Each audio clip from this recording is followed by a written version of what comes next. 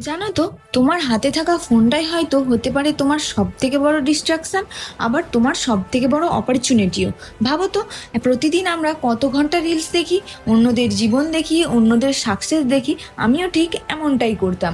তারপর একদিন মনে হলো, অন্যদের সাকসেস দেখতে দেখতে কিন্তু আমার নিজের সাকসেস স্টোরি তৈরি হবে না। সেদিন থেকেই আমি ডিজিটাল স্কিল শেখার পেছনে সময় দিতে শুরু করি, আর আমার পুরো লাইফটাই চেঞ্জ হয়ে গিয়েছে। কারণ আজকের দিনে শুধু একটা ডিগ্রি নয়, একটা প্র্যাকটিক্যাল স্কিলও ফিউচারের জন্য বড় একটা অ্যাসেট হতে পারে। শুরুতে আমারও কোনো এক্সপিরিয়েন্স ছিল না, অনেক ভুল করেছি, আবার চেষ্টাও করেছি, আর আজ সেই ডিজিটাল স্কিলই আমার নিজের একটা আইডেন্টি তৈরি করতে সাহায্য করেছে।